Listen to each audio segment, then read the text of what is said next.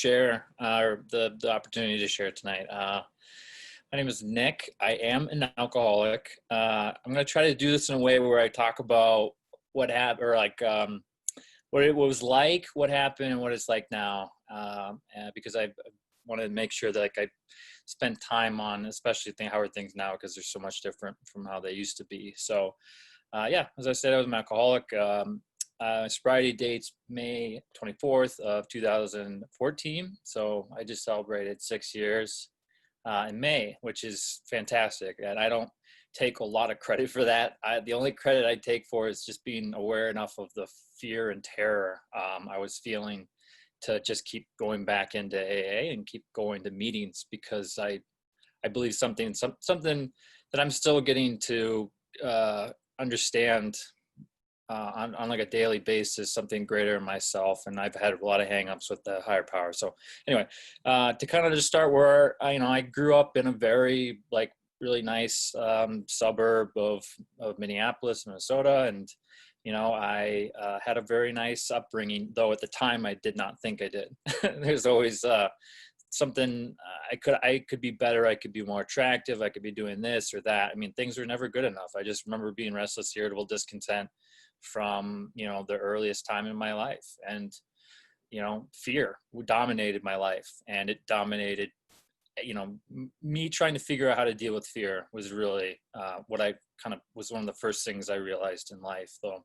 at the time I didn't really know about it. It was just like wanting to be good enough, terrible fear of being rejected. I remember not wanting to have a birthday party because, what if nobody showed up? I mean, fuck, it'd be the end of my life. So, I went through school, and then all of a sudden I got to about 13 years old, and I, started to find that I wasn't, feeling sexual feelings towards women, but men. And then that really bothered me a lot. And I did not want to be different. I mean, I already had a huge fear about being different. So this idea that, something could be happening, that I felt like I was being robbed of like a normal life. And so, very slowly I realized that I was gay, but I didn't tell anybody, and I didn't repressed it and denied it.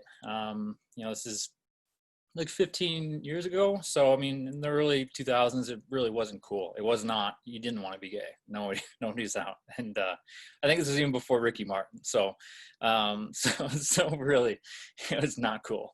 And I kind of speak about that because, for me, I really, with alcoholism, I wanted to focus a lot when I was getting sober on alcohol, drugs. I really wanted I really wanted to believe it was about the drugs. And I include alcohol in that. And because getting into recovery was a long journey for me. I found alcohol at the end of high school. Thank God for that, because I remember the first time drinking, and I felt like it was the first time I was ever in a room before, because I had always been lost in my head, lost in thoughts. I couldn't stop thinking. I just could not stop thinking. I could not stop obsessing about stuff. And I remember when I started drinking, like all of it just went away. And I was like, where has this been? I've always tried to be like a good kid and don't break rules or whatever. And then all of a sudden, when I found alcohol, I felt like I finally was cool enough where I was on like the varsity baseball team and being accepted into this like group that I always felt like I wasn't a part of. And I just remember like the second time that I started drinking, I just blacked out. I loved it. I mean, halfway through, like I saw myself going into the liquor cabinet at this guy's house, and they're having a party and just emptying it, and I woke up in the backyard, throw up everywhere, just the weird looks that I would continue to get for years about what had I done last night. I did not know. And I went back home and I had the terrible withdrawal, and I was like, I'm never going to do this again. And, however, over time, I had not been able to find something as powerful as alcohol to help me deal with being, I felt like it unlocked the better version of myself. I felt like it allowed me to be myself. I had terrible social anxiety. I've always had total anxiety issues in general. So silence. Oh God. Well, anyway, hey, it is my sponsor that's calling me, so that counts for anything. So, I started drinking about my early, or like about 18, 19. Wheels came off real quick because once I realized that, hey, I didn't understand alcoholism for me, that it meant kind of pushing this line further and further out. Like there were certain things I was never going to do. I'm never going to drink alone. I was never going to like steal to get alcohol. It's all this stuff I wasn't going to do. And all of a sudden I didn't understand addiction, that for me, it would corrupt my thinking so slowly that I started to do things I said I would never do. And I would have really good justifications for them too, because I would not want to drink alone, but fuck, I'm not going to like wait to like, hang out with some friends or whatever on the weekend to drink when I can just feel good now. So it's like, well, I'm the only one that knows about it. So there we go. And I'm drinking alone, and I'm drinking getting close to every day. And sure, like I get to, I remember like graduate high school and I went out back and I just was bawling my eyes out because I knew that I had absolutely no peace or any sort of direction in high school. And, I was just becoming an alcoholic and I did not know what was happening. If I had so little control over my life then, having to go on to college and adult life was just so unbelievably scary for me. But I wouldn't tell anybody that, and I couldn't. I did not know how to communicate feelings. It was impossible for me to tell you how I was doing. It was very surface. I would float around different friend groups because I wouldn't let you get to know me enough, because if you knew the real me, you would not like me and you would not love me. Like the real me is not lovable. So as long as I keep giving you and everyone else in my life the best version, the Nick that I want you to see, that's the only way that I felt like that I could do life. And so I ended up going to college for a little bit, ended up in detox a couple times. And I was just like, I'm hitting the gas really hard on alcohol. It is my best friend. It's solving all sorts of problems in my life. It helps me get closer to people. It helps me be vulnerable and share, and just it deals with my anxiety. And then I end up, with some consequences. And then, I drop out of second semester of college. I go live with my dad for a little bit, keeps me away from alcohol. And then I was able to transfer down to another school because that first one wanted me to go to a substance use program in order to re-enroll. And I felt like I was so sneaky in avoiding that, because there was no way at that time the alcohol was a problem. It was an absolute solution. And I fought to keep that in my life, even though it continued to just, cause so much wreckage in my life. I go down there and I spend a semester not drinking, and then I'm back drinking again. And then all of a sudden, I'm, getting into like toxic relationships. I don't know how to express myself, being gay and being secretive and not knowing how to, just trust people. And, then all of a sudden I'm drinking every day, and then I'm going out to a detox in Utah. And then I'm coming back and going to rehab in Minnesota again. And, I start doing the rounds with treatment. But at the same time, like, I'm not willing to give up alcohol. Like, I understand, like, there was a transition period where it was like, it's doing everything for me, lots of fun. And then there's like, oh, there's some problems. And then now it's like, every time I start up drinking again, there's just fucking problems, because everyone knows in my life I'm not supposed to be drinking. I cannot control it. I don't want to control it. Like when I start drinking, I don't control it because I don't want to. And really, I reached a point where it wasn't up to me the next time when I was going to drink again. So, that really became this really, it started quick for me. So about 23, went to rehab. Then I went to this halfway house. Then I get into this mental health, like IOP group. And so I'm like fucking hitting every area of my life, like with like treatment. I'm like, oh, I'm going to be set. And then I drink again, because like, that's alcoholism for me. I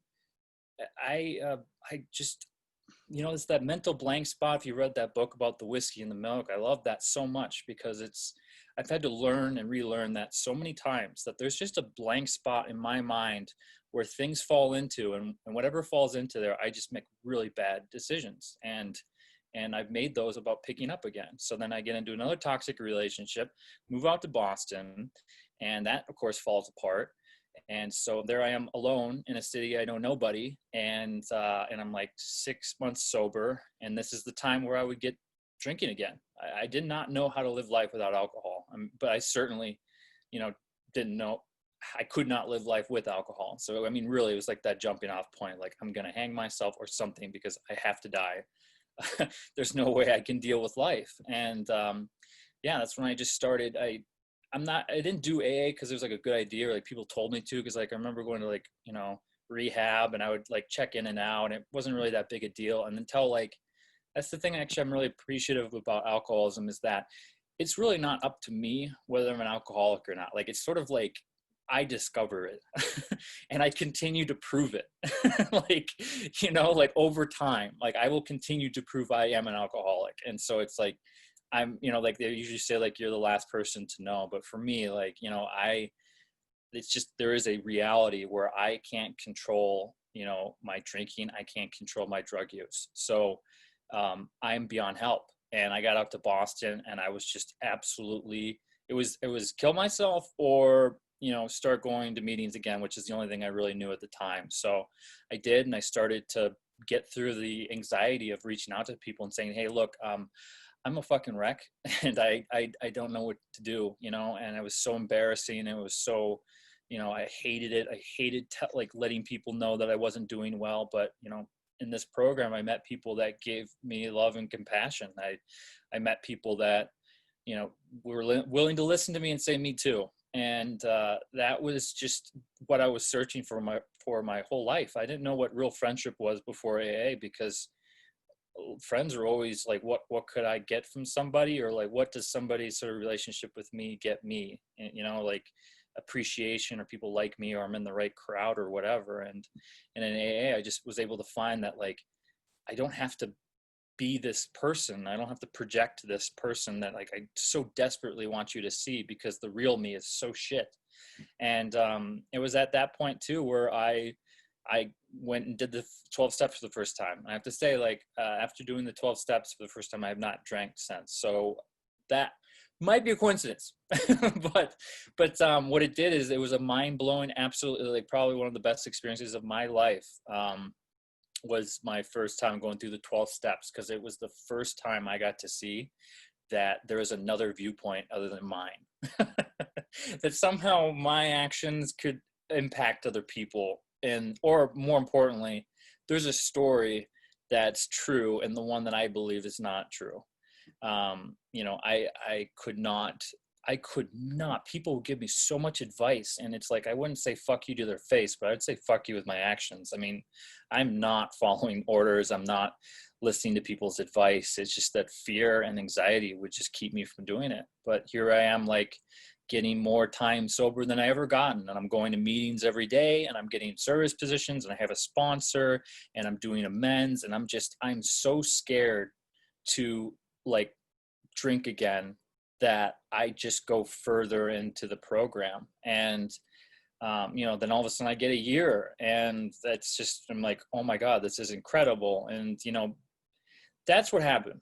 I found I saw that I had no control over drugs, and alcohol, and I needed some help. I needed help outside of myself. And I like to say, like, I made like a good decision to go in at like 23 years old and be like, hey, I'm fucked up. I need help. But like, I was just beaten into submission. And I did that myself a lot, like almost all of it. I did all of that, beating myself into submission. And that's just been the really cool thing about seeing that in my inventory, is that, my like selfishness, self-centeredness, I'm so afraid of not being loved and accepted by people that I'm just willing to do some really crazy behaviors, and I'm willing to beat the living shit out of myself to try to make myself better. And it just never was working. And I found a way here, which the AA was teaching me about, being able to reach out to people about expressing about what the hell is going on in my life, talking about things that are embarrassing, like you know. I was still at like 1 year. Secrets keep you sick, they say. And it's like, it's like the shame and just a lot of shame and regret and embarrassment I wasn't able to communicate with. I wasn't drinking, but I would find other ways to deal with the alcoholism, really. Like my brother's in the program told me once, he's like, alcoholism demands to be treated, and it will be treated, if not by alcohol, by something else. And and I'd find relationships or sex or something like that, pornography or masturbation, just all sorts of things to try to just be okay, And it's been many years, and I've redone the steps, and I've continued to have a sponsor, and what it is like now. I really hope, I really pray for people to anyone to kind of stick with AA, because it is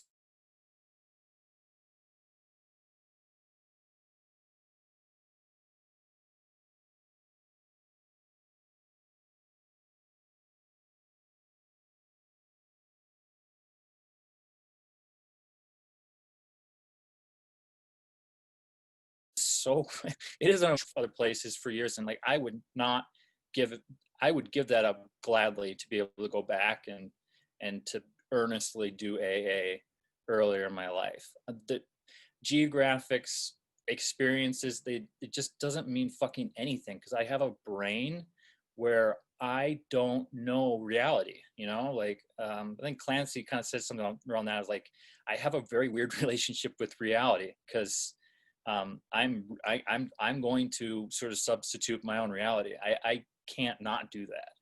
So today is it's just incredible. I'm able to work the 12 steps. I have a sponsor. I'm able to go to meetings. I'm able to have meaningful relationships with people in my life. Just the past year, I've been able to deal with the anxiety disorder and some outside issues, which I wasn't dealing with. And I feel like that connection, that if you have any hangups about God or higher power, whatever, it's like, cool, like, good, I did too. It's one of the first things I saw when I went to an AA meeting for the first time, was like the word God. I'm like, this is not for me. And then continued to ruin my life and absolutely hit new lows, to the point where I was so terrified of going any lower that I was willing to just kind of peek out at the whole like higher power thing. And to make it easier for my earlier self, I would say that higher power is a relationship. I mean, I only learned this in the last like 2 years of sobriety, which is a relationship with something greater than myself. I discover it. I don't define it. I don't, have a bunch of stories and sort of structure to it. I get to see it play out in my life. Like I have to have moments where I get to see, oh my God, like there's no, is this coincidence? Is this weird or whatever? But there's something spiritual going on. I really wish that for anybody, not to have to go through the low lows like I've had to get there, because I absolutely believe there's something out there that really happiness and satisfaction and being content in life is dependent upon my connection with that power. And my selfishness and my fear and anxiety is what blocks me from that, and what blocks me from everyone in my life, blocks me from my family, relationships, just all these things that like I feel like I have to have in place in order to be okay. Like AA and sobriety, it just continues to not like tell me, but show me that there's nothing I can put in that hole inside of me that's going to make me feel any better. Like it's just not like that scary feeling of like, like when I would pick up again after some time of sobriety and start drinking again, and there would be like 20 minutes where everything's fucking awesome. And then everything after that is like a panic of like, oh my God, this is not as good as I thought it was going to be. And I have that's the disease I have. I have the disease that tells me that this is not okay, and we need something better, and we need somewhere to go, And so, I'm happy that, I've been able to work through, I guess last thing I'll say is like, being able to work through like all these issues in my life that I was not able to because I was so fucked up on alcohol all the time. And life is incredible because I get to see that the messiness that life is. I was always supposed to navigate it messy. It was never supposed to be super clean, like, no waves sort of like thing in life where I was just like perfect going through it. And it's life is meant to be gone through, and do it messy. And I get to be able to have the ability to do that today. And it's just, I wouldn't go back to alcohol if I could. Today I recognize that I'm sober because there's something that really loves me a lot that keeps me from it, and I just have to do some actions today and try to keep myself connected with others, and it continues to work for me. And it's something I really want for everybody to experience this, because it's like just beyond, it's beyond words. I understand why they say it's the fourth dimension, because it's just a life opened up for me where it was not possible. And it's great. So yeah, thank you for letting me share. I think I did a pretty good job of like each section being equal. So yeah, I love sobriety today. And it's just, yeah. So if anyone needs a sponsor or whatever, like remote or whatever, just a friend, like I'm happy to help you in any way I can to on your journey in sobriety. So God bless and thank you for listening.